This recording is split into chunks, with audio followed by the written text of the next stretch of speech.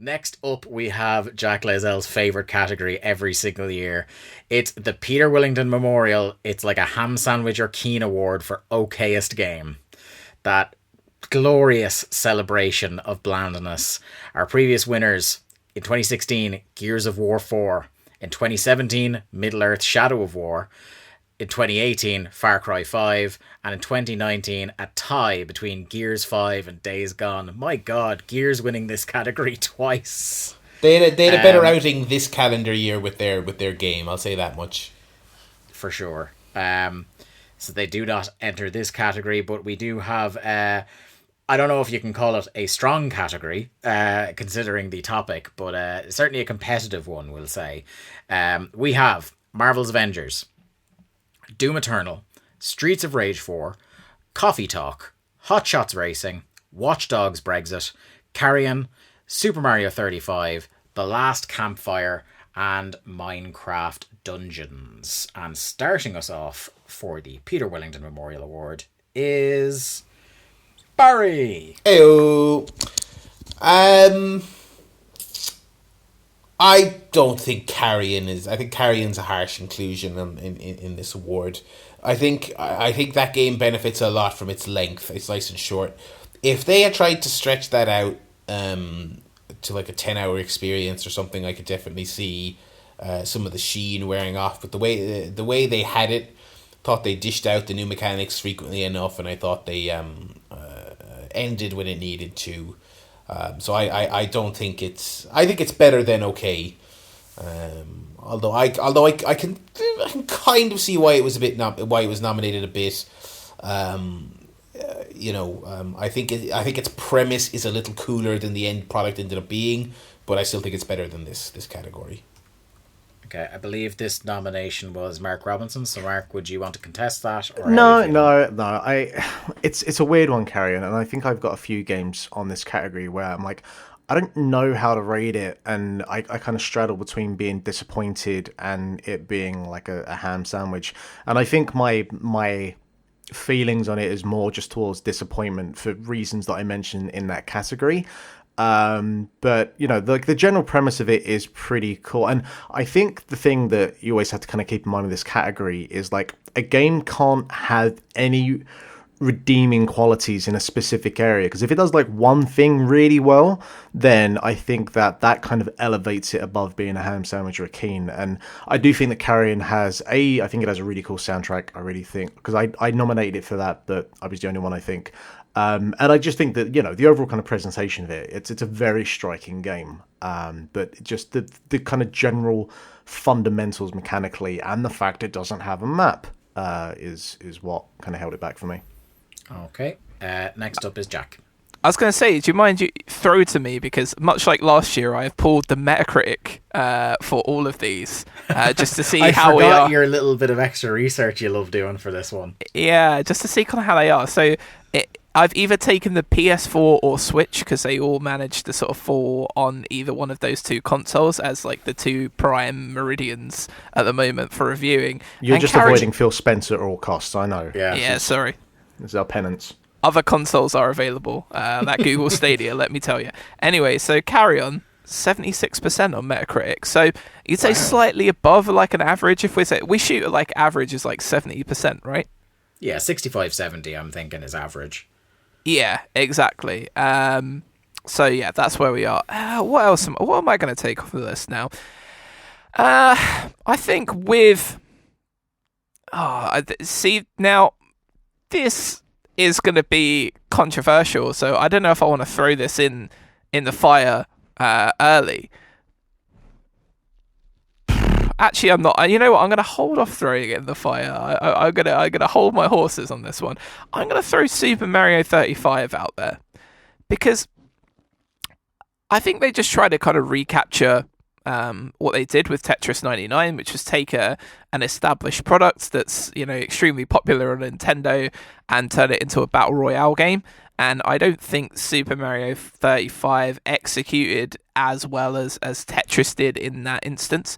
But I also think Super Mario platformers, regardless of like rank and format, are always above average platformers, and this is definitely an above average platformer, even if you don't kind of fly with the mechanics of it. And I think if you're good at Super Mario, it's a way to sort of measure yourself up against other people that also happen to be good. Like, I did not get deeply involved with this game because I know that I really don't hang in that sort of pantheon of platformers. Like, there's a reason there's a platforming prodigy on this show. Like, that isn't me.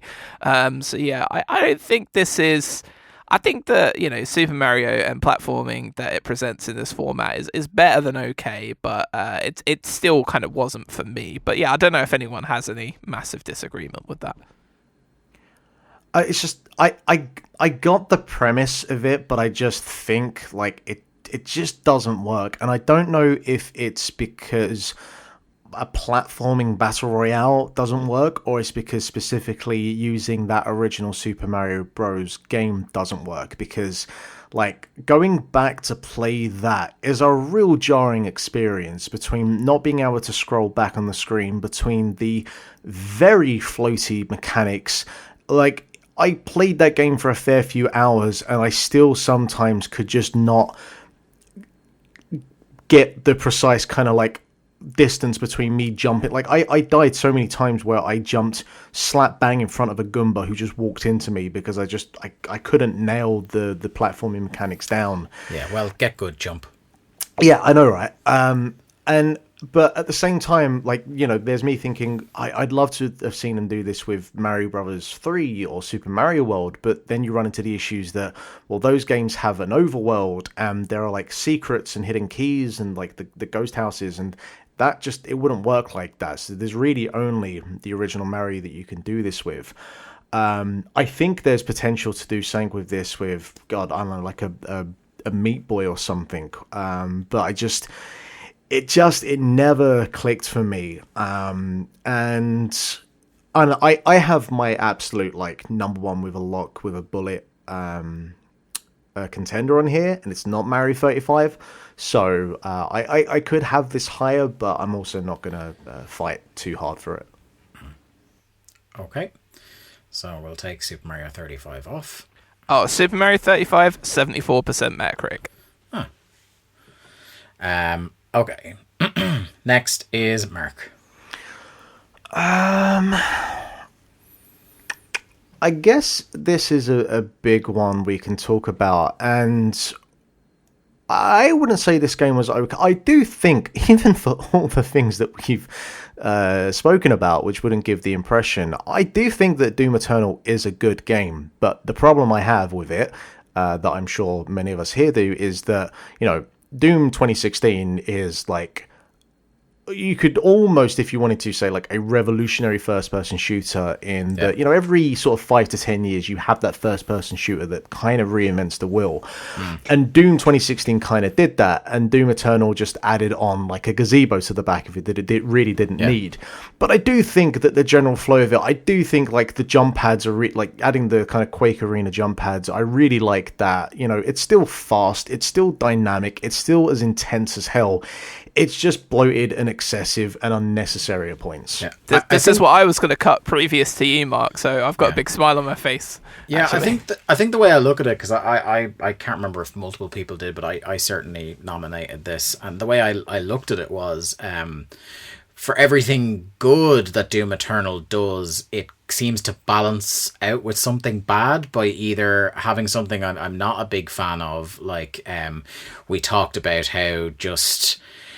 they somehow managed to make the weapon system much more kind of convoluted and less intuitive than before, or sometimes they make a good thing bad by just having 400 of it. Like you mentioned the jump pads, and if they were used sparingly, cool, but then in that gazebo they've stuck on the back, they've built the entire gazebo out of launch pads.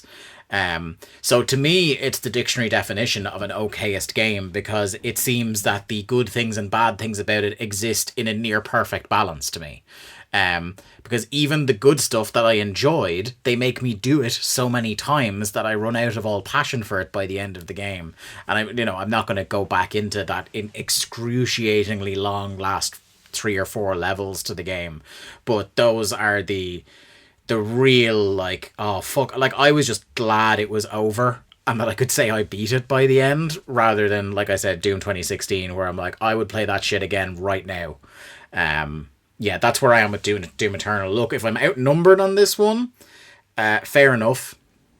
I will always take a game that has those peaks, even if it comes with those valleys afterwards, than a game that just is like a kind of flatline experience. And it genuinely, Doom Eternal does have those peaks, but yeah, it's certainly it's just way too excessive at points. It's weird that there's a game where the deeper you go into it, like the less satisfying it is. Like it starts off and you're like, I'm back, baby, back in the Doom world, and then I didn't even finish it. The game satisfaction is like a steep downhill curve.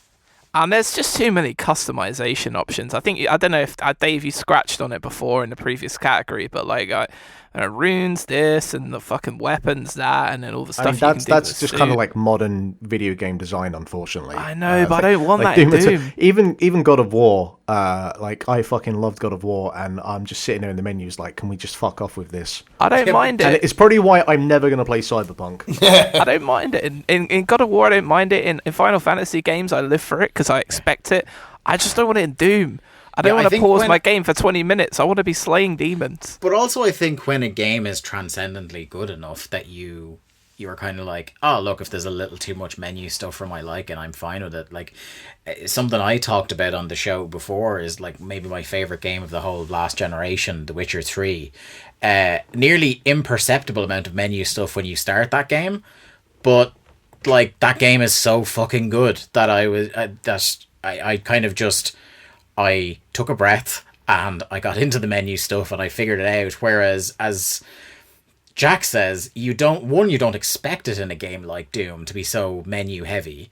And number two, not only do you not expect it, but you don't fucking want it in Doom. You want point at the thing, pull the trigger until its head explodes. That's all you want. You know, and some of those, like in Doom 2016, some of the stuff that they threw in with the little text docs, explaining about different characters in the game. That stuff is good, and that's been happening in Doom since the text files that came with the shareware version of Doom 93. That's fine. But it was, like, really fucking over the top. And I remember Barry on last year's Game of the Year talking about how menu lag and menus trying to load a whole bunch of things and you spending almost more time in the menus trying to figure shit out than you're actually playing the game sometimes. And that really rings home to me in Doom Eternal sometimes. Yeah, but it starts off good, and there's a lot of other things on here that don't even start off good. So that's kind of why I'm happy for it to go here. Barry, you kind of haven't you've spoken the least about this one. So before we take it off or not, give you your chance. No, I don't have much to add. I mean, it's kind of hard to quantify something that like it is, the core of it is good, and then they stick a bunch of crap onto it that's not as good and drags it down. But I don't know if like for this award, I don't know if Okayest can be worked out in a mathematical way like that, where it's like the core is good, but then they add this mechanic and that mechanic that are bad, and those drag it down to 5 out of 10. There's stuff on this list that I think just at their core are just okay-ish kind of blah games, and that's why I think Doom is better suited in like the disappointment category. Whereas, I don't think it's a simple addition and subtraction with this. I mean, if it was, I think Doom would probably win because there's so many conflicting different aspects of it. But I'm looking at some of the stuff I've nominated, but stuff you guys have nominated as well. I'm looking at it and I'm thinking, I think there's stuff that more meets the energy of Okayest more so than Doom. So I think it can go. Right. Okay. And with a bullet, by far the number one Metacritic score here, 87% on Metacritic. It is one of the best reviewed of the year. That's interesting. I remember playing through and beating it and seeing the reviews and thinking I was taking crazy pills. But, whatever, I guess. But I think that if you're a critic and you spend X amount of time with it at the start, then you are loving it. What they didn't do was take a review poll a month later if people had like finished it and done all the stuff that they could do in it and had maybe got bored of it at that point. So maybe that initial excitement, that burst of like, oh my god, I'm back with Doom again, maybe that's what leads to 87%. But there's only 2 scores on this list that are in the 80s, and we haven't hit the other one yet, so no spoilers. But yeah, this is the highest reviewed of the Metacritics. Yeah. For similar reasons to what Barry was saying about Doom, because I'm next here, by the way. For similar reasons to what Barry was saying about Doom, where, you know, you're feeling one thing or the other is more appropriate in the disappointing category rather than it's like a ham sandwich. I'm going to go Hotshots Racing. And that is purely because I don't even really think that rises to the level of being good or grand. I think it's like, it's kind of bad. Like, it's kind of, that game promised you the world and gave you, like, the most, looks like it came out of a weekend game jam without any polish sort of thing. It does nothing for me that is in any way revolutionary or memorable.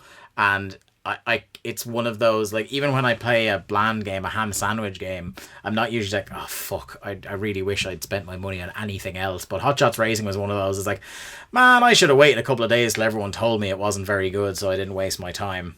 Yeah. I was really hoping for like Virtua Racing, and I got South Park Rally. Yeah. I mean, it was designed to look like a retro racer, but with all the limitations of the worst retro racers from the past. So if they wanted the aesthetic to be the quality of the game, they nailed that. It felt like there was something lost in translation, because there was an idea of what it wanted to be, and the finished product that came across was a facsimile of that with no heart or substance to it whatsoever. It's like an artist's impression of Virtua Racer as opposed to a Virtua Racer.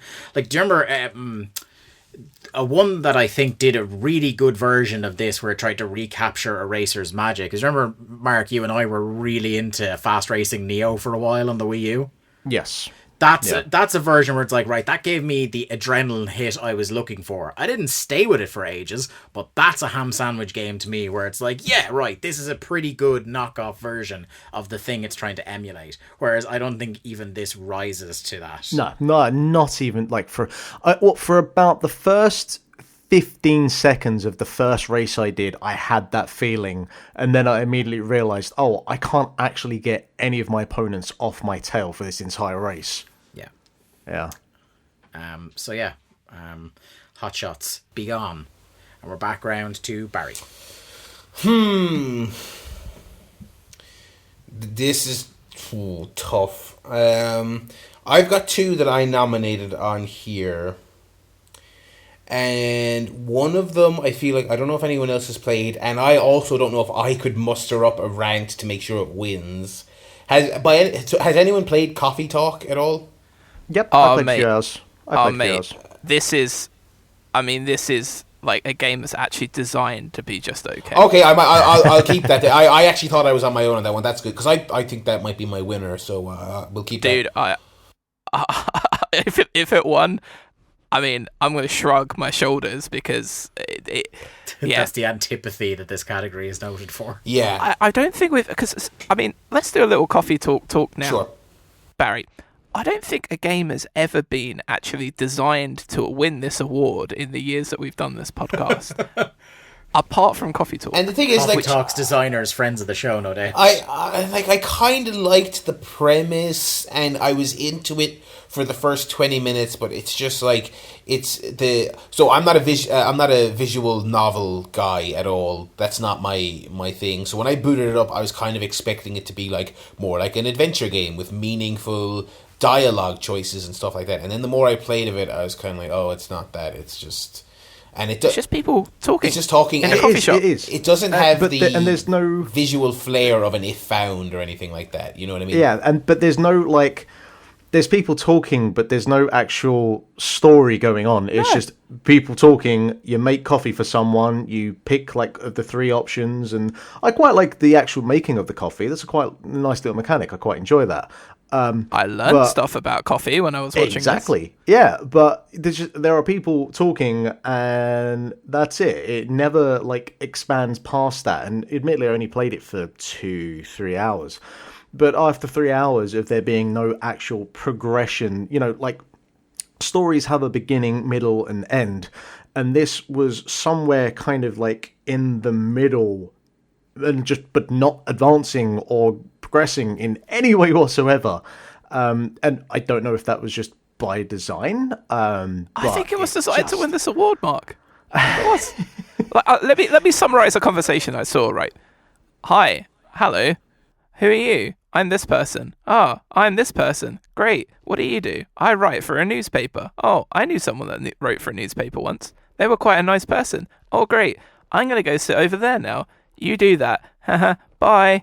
And that was 15 minutes of gameplay. Like, the one thing I was thinking it may have been doing, and maybe it does, because you have, so for anyone who hasn't played Coffee Talk, you own this sort of late night coffee shop that is open till 5-6 in the morning, and so you have all these kind of different characters that come in.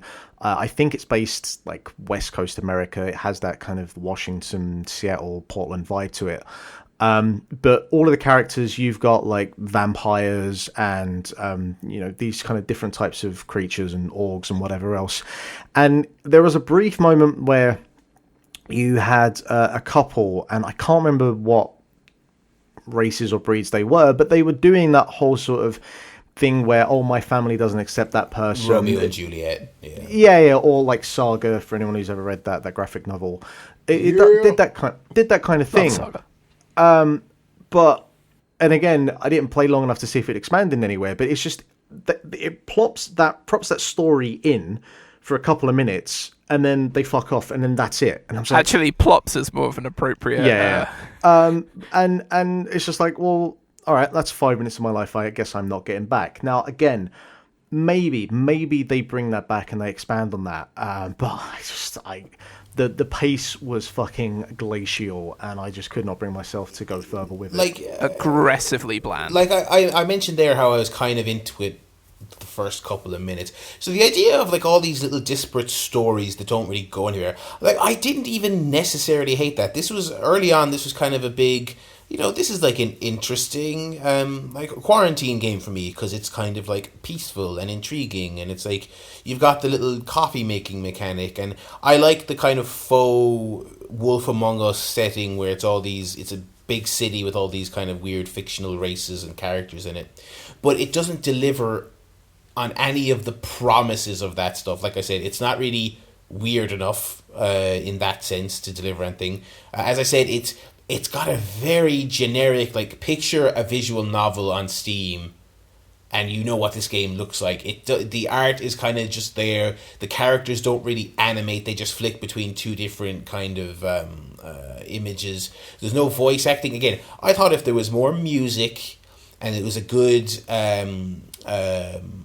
lo-fi kind of soundtrack, maybe a bit of voice acting, just liven it up, if you get a couple of good voice actors in, and I could enjoy this game. I got this game for you, Barry. It's called Paradise Killer. You may have heard of it. Well, but like Paradise Killer, it's like you are trying to do something. You're playing. That's a real deal adventure game. You're finding clues. You're grilling people. This conversation feeds into that conversation, and I could make my peace with Coffee Talk not having that and just being a disparate little story thing, being an ambient game, for lack of a better term, but none of the presentational aspects are worth it either. And so the idea in my head of it was way better than the actual game. So it's from the sounds of it seems like we're keeping Coffee Talk on the I think so. So I will. I think so. I will go to the other game I nominated here, which is Streets of Rage 4. I think these two games that I nominated, I think part of my nominating process was I'm just not into these genres. I'm not into the visual novels. I'm not into the side-scrolling beat-em-ups either. I feel like it's just, I don't. Maybe people will hate hearing this, but it just feels like a bygone era. I don't get any. There's nothing that really intrigues me about walking right and having two buttons to interact with. I didn't find it stimulating at all. The reason why I would vote to eliminate Streets of Rage, though, is because I do think it looks really good. I didn't love the soundtrack, but it was okay. And I thought on that level there was some presentational stuff that I like. And I probably did just nominate because it's just not my genre. The idea that it's just your things are walk forward and either press X or press Y. I'm like, that doesn't stimulate me at all. I think even, in the last couple of years, there's even one or two of them I can think of that were more interesting versions of that game. Like, I think I'm over it generally since the absolute peak of the genre that was WWF Betrayal on the Game Boy. Jesus. Oh my God, what a reference. But I think of my favorite one of those games in the last few years was Mother Russia Bleeds, and I don't think this is nearly as good as that.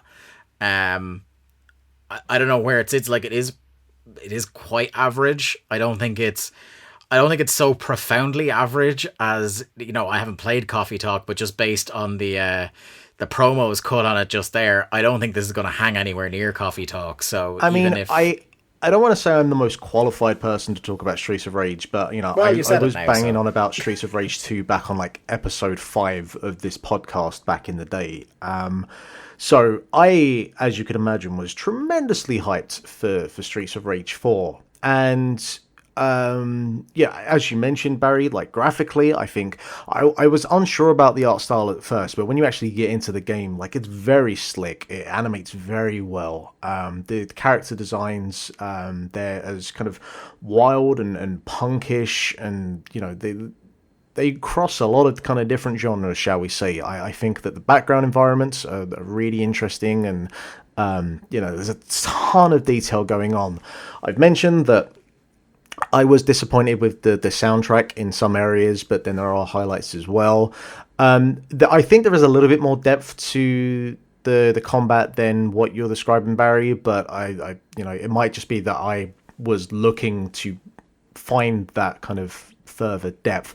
Though I do think that the game is actually quite challenging, and there are a couple of bosses where you really are just looking for the exploit in their AI pattern, because it just, like, there's the one fight on the train with two prior bosses that's just, it's a bit busted, I think. But I do think that, like, comparing this to fucking Coffee Talk, I think the Streets of Rage 4 has its moments. I think that it is a good game, but I do think that, I was disappointed in a number of areas where I could see why it would end up on this category. And, maybe part of it is that genre is of a bygone era. But I do think that you can still, like, I think Castle Crashers, whatever the hell it was called, I think that was like an excellent game. Foul Play was great.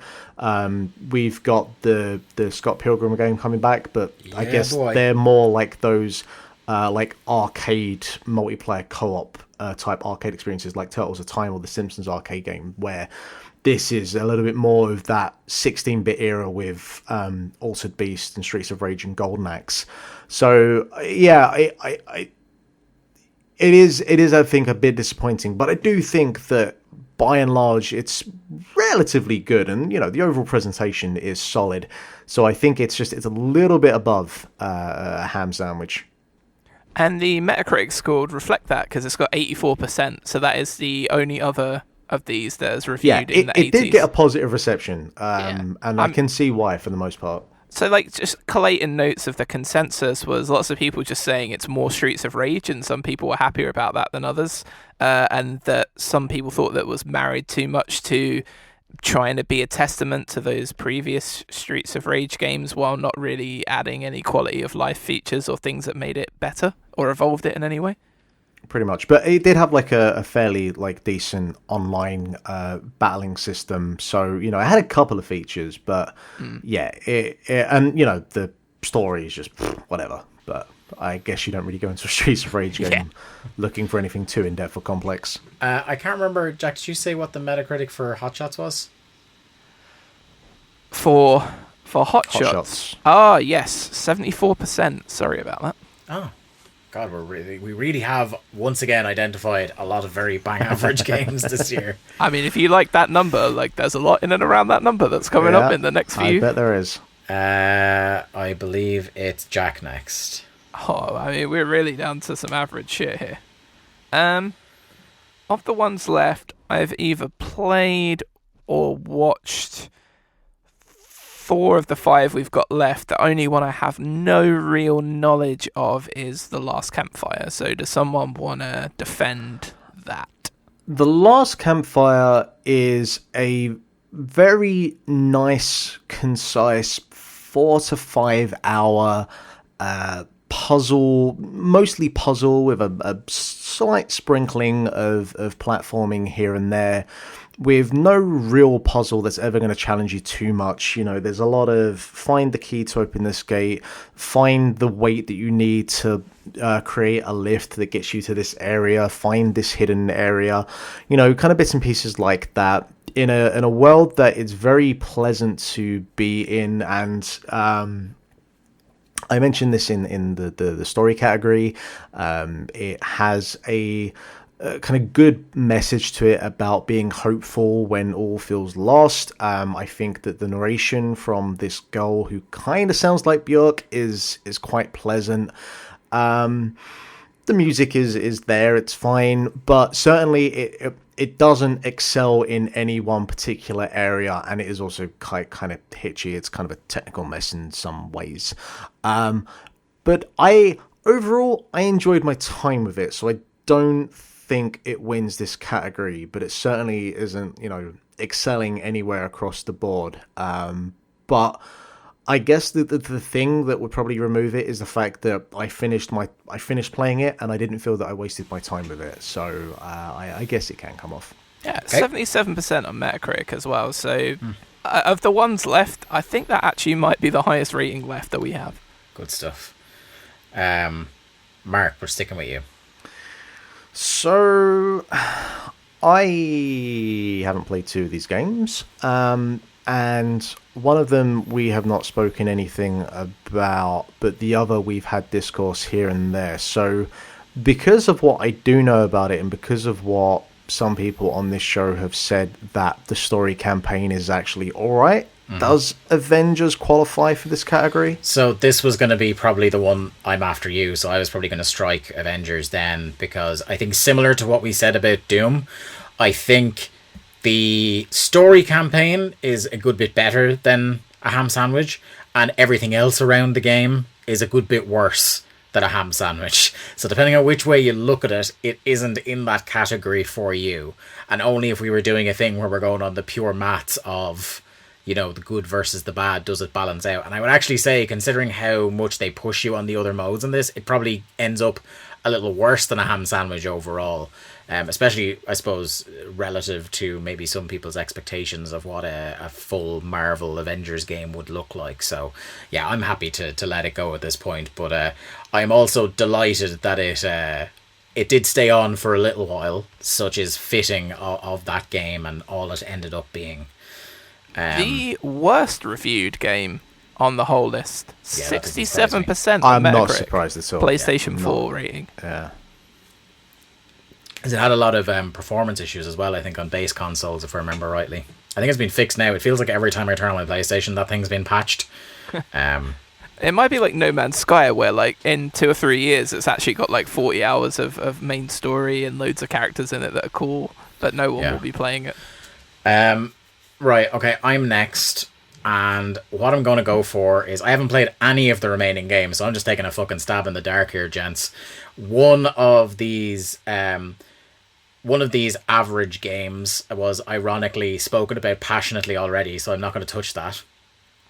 And of the 2 that remain, I have only really heard people talk about one of them, and I was kind of surprised to see it on the list, because when the person who has played it the most spoke about it to me, it sounded like a bad and regretful experience as opposed to just a sort of experience. So I'm going to offer Watchdogs at this point. Right, okay. See, because you literally said to me, Jack, I really wish I hadn't bought this. Yeah. But it's for that reason, right? So what if a game that claimed to be about an anarchic society actually had no anarchy in it? What if a game about terrorism and bombings and hacking was just aggressively okay, right? Yeah. I've actually got 2 other games for you, and they're both called Watchdogs as well, weirdly enough. Okay, but what if every mission in the game was go find this person, get them, go to this place, hack some shit, question mark, win. Like, I found myself initially being interested. Like, London looked cool. Yeah, like your first couple of hours, you're saying this is actually pretty cool. Yeah, London looked cool. There was some intrigue. The recruiting system is a good idea, but they even managed to ruin that by, like, you recruit people and, you're meant to be recruiting people to do different things, right? But a lot of them are kind of like, you can actually survive by, I'll hire this person to do that, even though their skill is somewhere else. And I was just like, well, that doesn't really, work. Like, I want to hire this hacker super guy to be taking down computer networks. I want to hire the brawler guy I don't want them to both be able to, if they can still hang. Like, that doesn't make any sense to me. And that's kind of what I was feeling like. And yeah, I just think, like, just the paint by numbers missions just outweigh any of the high point bits in the game. It's like if somebody took all of the flair out of Grand Theft Auto and you were just left with, like, the hollow shells of the missions. Like, I don't care about the story really. Again, it's there. And yeah, the best thing about it is the way that London looks. It looks incredible. I'm not going to deny that, and maybe because London looks so good, and with the games, like, remaining, because we're getting down to brass tacks, the fact that it looks so good might be enough to eliminate it from the list. But it's like, imagine setting a game in a city that you live and making it look so great, and then you get excited, and then you play it, and you're not annoyed, but you're just so bored. And I got so bored of it so quickly, and I went from that to Cyberpunk, and I was like, oh my god, why do video games hate me? But they're both, and I kind of feel the same about both of them at the back end of this year, where I've played. We've talked about so many interesting things in this podcast so far, so many characters and wacky things and colourful and all of that, and Watchdogs Legion just isn't that. It just drained all of the enthusiasm out of me the longer I played it, and not in the way where, like, Doom did, where it at least had some kinetic energy at the start. Like, I liked it at the start. I thought, like, this could go somewhere. I didn't immediately love it, but yeah, then it just drained, and it didn't really dip below that. It didn't, like, there was no point. That's the thing, Dave, about this, is it kept me playing, because, like, okay, I do like completing things. You know me, I've got that sort of completionist thing within me where I like to carry on through, but even I fell off this, where I was like, I like complete things, but not that much. So yeah, just I don't even know what I think of this game, really. I'm just, it really does just exist. So, I mean, if you're going to let it go, then Does the voice acting and the fucking, like, Cockney accents, like, does it offer any kind of comic respite at any point? Sometimes sometimes it's really bad. And you're like, it doesn't sound good. I don't know. I've played a couple of hours of this, and I think, the core problems with the Ubisoft games that everyone's pointed out. They're not Rayman. Well, that's driving up to radio towers. Well, thankfully there's no actual towers, but I just mean the filling up of a map with shit, and it's all repeatable and so I think the recruit anyone thing is actually really cool. It's not as kind of versatile. But they ruined it though, Barry, don't you think? Because I don't know how many people you've recruited. It's just, to me, I'm finding that I'm recruiting people and they kind of work in any scenario. Right, I do think it's not as versatile as you might hope, especially because it's like, you want to get a doctor to go into the hospital, but then once you get into a hospital, it's like Hitman if Hitman was way harder, because it's like, you can wander around, but don't get too close to any guards, and by too close they mean they'll start detecting you immediately. Do you know what I mean? So yeah, it's like you might as well just go in with a very powerful character who's not a doctor and just brute force your way through it. But what I just mean is I mean sheerly in terms of having all these unique NPCs with all these different traits and the variety of them. And I think now part of this maybe helped by the fact that it's coming after Cyberpunk, which honestly does feel like a a PS2 era open world game in terms of NPC variety and stuff like that. But again, not only does like London look good, but I just feel like the way NPCs wander around and they chatter and they do this, that, and the other, and they talk on their phones, and you can scan all of them. They got all these unique traits. It just does seem like there's more impressive work being done here that in some ways did wow me to a certain degree. But to go back to what I was saying about the Ubisoft flaws, I think by making this game have no central protagonist, and there's really not that much of a tangible story beyond stop the bad guys, they have so thoroughly surfaced and exposed that core, dry, repeatable Ubisoft formula that I did kind of instantly get bored as well, because it's like, oh, they don't even have the kind of cool characters and the wackiness of Watch Dogs 2 to distract you from the fact that you're doing the same shit you always do. Now it's just like, okay, we can't really put your character in any weird situations because your character could be anyone. So now it is literally just go around doing the missions. So it is definitely kind of, the boredom hits you really fast in that game. It does. It does. But I don't know. I'm still kind of impressed by certain parts of it, and I feel like like from what I know about Coffee Talk, I would take that over Watch Dogs, and even not having played it, looking at what Minecraft Dungeons is, I would say that probably is a more befitting okay game than Watch Dogs, but it's definitely the quickest I've gotten bored with an Ubisoft game, which is quite an achievement given their tenure. Yeah, completely agree with all of that, to be fair. And yeah, I think if anything disqualifies it is that this thing does look really good. It does look really cool, and it is cool the way, yeah, like you say, people. The game feels more alive, and I don't know if that's going from this to Cyberpunk or you going from Cyberpunk to this. Like, it feels better, and I don't know if that maybe, coming from one to the other, you might think you might not notice that otherwise, is what I'm trying to get at, but yeah. Fine. I'm fine to cut it if we want to cut it, I reckon. But yeah, I don't have the passion to argue for it, really, which is perfect. Yeah, okay. We'll ditch it then, unless Mark feels after what he's heard that he'd rather sacrifice Minecraft Dungeons. No. I've been sitting here for half an hour ready to cut a promo on Minecraft Dungeons. Okay, let me tell you. So Watch Dogs is gone. Give us your Minecraft Dungeons rant, by the way, and we'll go to a vote. By the way, before we get to Minecraft Dungeons, it was dead on the nose, 70% on Metacritic. This game. Yes. What a fitting tribute. Okay. So I'm kind of surprised that no one mentioned Minecraft Dungeons, but at the same time, that seems completely apropos. I actually forgot it had come out this year until I saw it on this list before I started doing my research.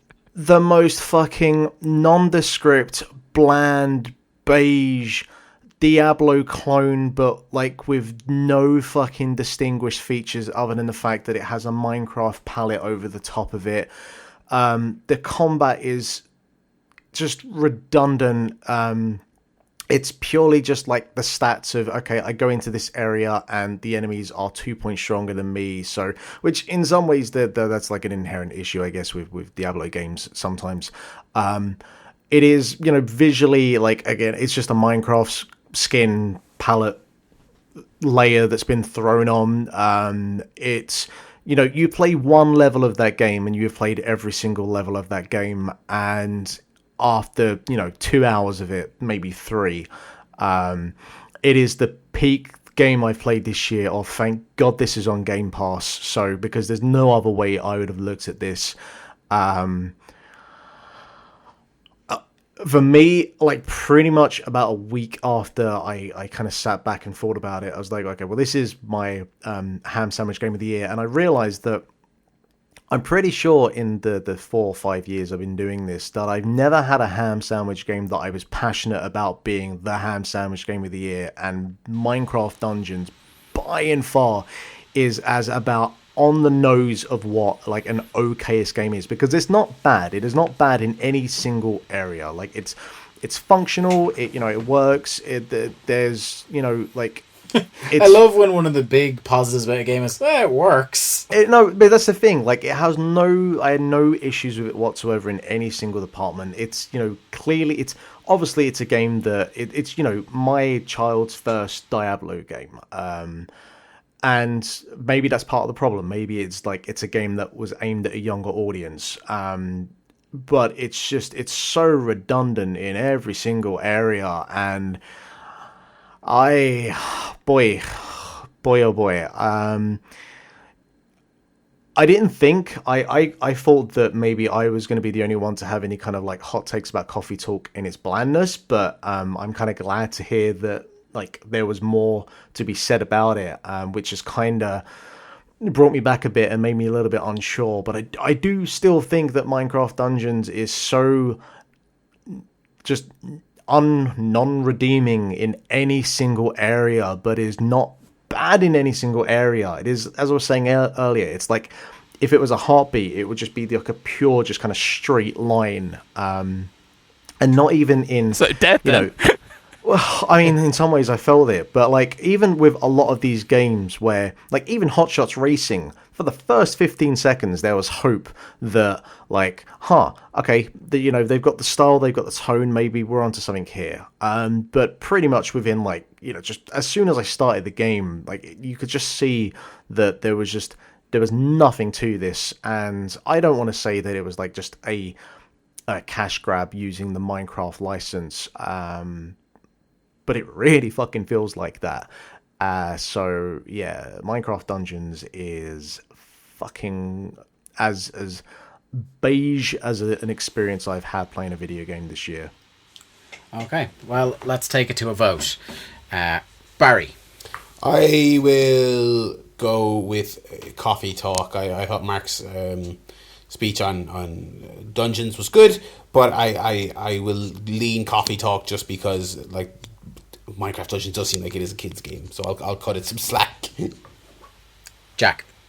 Yeah, Coffee Talk, just because, like I say, I feel like it exists to win this award. It is as bland could be on purpose. Yeah, and before I hand over, Minecraft Dungeons 72% Metacritic, Coffee Talk dead on 70% on Metacritic. Mark. Minecraft Dungeons.